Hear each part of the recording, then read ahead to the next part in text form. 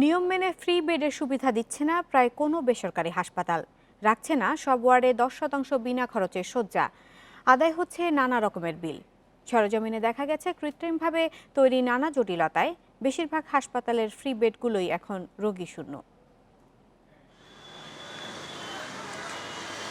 খোদ রাজধানীর বুকে বেসরকারি হাসপাতাল পপুলার। নিয়ম অনুযায়ী সব ওয়ার্ডেই শতকরা 10 ভাগ ফ্রি বেড থাকার কথা, তবে তা মানা হয়নি 500 শয্যার এই হাসপাতালে। ভাড়া ছাড়া আদায় করা হচ্ছে সব ধরনের বিল। বগুড়া থেকে ফ্রি বেডের চিকিৎসা নিতে এসে 6 দিনে পরীক্ষা নিরীক্ষার বিল 23,000 টাকা দিতে হয়েছে মোতাহারকে। একই বিপাকে পড়তে হয়েছে অনেককেই। এখানে কি কি ফ্রি পাচ্ছেন? ফ্রি কোনো কিছু না ভাই, খালি বেডটাই। তো পরীক্ষা করতে 22-23 হাজার টাকা। এখন চিকিৎসা মনে করেন যে বাইরে থেকে করছে যে ইলিশলে বাইরে যেতে বলতেছে। এখন আমার টাকা পয়সা কিছু নেই, এখন একের পরে এক রিপোর্ট করতেছে। শুধুমাত্র এই বেডটাই আপনি ফ্রি পাচ্ছেন, আর অন্য কিছু ফ্রি দিচ্ছে? খাবার দাবার অন্য কিছু না। কেয়ার মেডিকেল কলেজ হাসপাতালে 60 রোগীর বিপরীতে ফ্রি বেডে আছেন মাত্র একজন। সেন্ট্রাল ইন্টারন্যাশনাল মেডিকেলে 150 রোগীর মধ্যে এ সুবিধা পেয়েছেন 4 জন। চিহ্নিত করা হয়নি বিনা খরচের শয্যাও। ফ্রি বেড তো মার্কিং করার কথা, কিন্তু মার্কিং না, কিন্তু আমরা এটাকে মার্কিং রাখি না। যদি মার্কিং রাখি, যখন যে লোকটা ফ্রি ভর্তি হলো তার মনে একটা খুব কষ্ট পাবে। একই অবস্থান বেশিরভাগ বেসরকারি হাসপাতাল কর্তৃপক্ষের। নিয়ম মেনে ফ্রি বেড না রাখলেও চিহ্নিত না করা, রোগী ভর্তি না করানো, এমনকি বেড ভাড়া ছাড়া অন্য সব বিল আদায়ের অভিযোগও আছে তাদের বিরুদ্ধে। দরিদ্র রোগীরা শুধু Dhaka medical college, Bangabandhu medical college ওইখানেই যায়, কিন্তু প্রাইভেট মেডিকেল কলেজে ফ্রি চিকিৎসা নিতে আসে না। তারা মনে করে এখানে আসলেই ব্যয়বহুল। It is a publicity committee.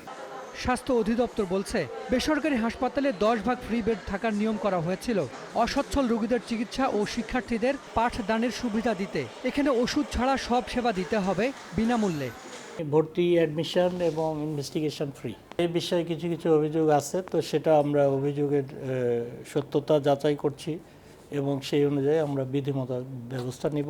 এদিকে যেসব হাসপাতাল বিনামূল্যে 10 ভাগ বেড ও চিকিৎসা সুবিধা দিচ্ছে না, এর তালিকা চেয়েছে হাইকোর্ট। 8 মের মধ্যে তা জমা দিতে বলা হয়েছে স্বাস্থ্য বিভাগকে। Hasan Misbah, Independent News, Dhaka. এ নিয়ে আরও জানাতে চট্টগ্রাম থেকে যোগ দিচ্ছেন সহকর্মী নাসরিন জাহান। নাসরিন, চট্টগ্রামের বেসরকারি হাসপাতালগুলো কি নিয়ম মেনে ফ্রি বেডের সুবিধা দিচ্ছে? চট্টগ্রামের যে বেসরকারি হাসপাতালগুলো রয়েছে তার কোনোটাতেই আসলে এই যে ফ্রি সিটের যে সুবিধা সেটি কোনোটাতেই নেই। এবং আমরা যেটি খবর নিয়েছি যে এখানে যে রোগীরা আসেন তাদের আসলে বেশিরভাগই অধিকাংশই জানেন না যে এখানে ফ্রি সিটের যে সুবিধা রয়েছে তাদের জন্য। আর কর্তৃপক্ষ সেটি আসলে কাউকে জানাতেও চান না। আমরা এখানকার আমি এখন একটি হাসপাতালের সামনে আছি, সেখানে এসেও আমি কয়েকজনের সাথে কথা বলেছিলাম, তারা জানেন না এবং এখানে কোথাও আসলে লেখাও নেই যে এখানে ফ্রি সুবিধা দেওয়া হবে গরিব রোগীদের বা দরিদ্রদের, এরকম কোনো কিছুই আসলে কোথাও লেখা নেই, যার কারণে আসলে তারা জানেনও না। আর কর্তৃপক্ষ বিষয়টি নিয়ে আসলে কোনো ধরনের প্রচারণা নেই। আমরা শুধুমাত্র দেখেছি বিভিন্ন সময়ে দেখা যায় হয়তো কোনো জাতীয় দিবস বা এরকম কোনো দিবসকে ঘিরে হয়তো ফ্রি মেডিকেল ক্যাম্পের সুবিধা দেওয়া হয়। এছাড়া কোনো ধরনের সুযোগ সুবিধা কিন্তু দরিদ্র রোগীরা এই বেসরকারি হাসপাতালগুলোতে পান না। আর যেসব ক্যাম্প আসলে যখন পরিচালনা করা হয় সেগুলোও কিন্তু দেখা যায় কোনো সংস্থার অর্থায়নে হচ্ছে, কিন্তু বেসরকারি হাসপাতালগুলো থেকে যে ধরনের সুবিধা দরিদ্র রোগীদের দেওয়ার কথা সেগুলোর কোনোটিই আসলে অন্তত চট্টগ্রামে আমরা দেখিনি।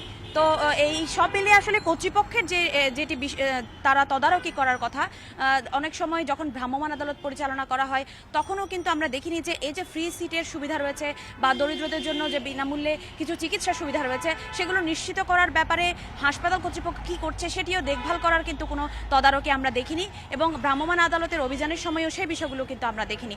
তো সব মিলিয়ে বলা যায় যে আসলে চট্টগ্রামে দরিদ্র রোগীরা কিন্তু তাদের যে বেসরকারি হাসপাতালগুলোতে চিকিৎসা সেবা পাওয়ার কথা সেটা কিন্তু কোনোটি পাচ্ছেন না।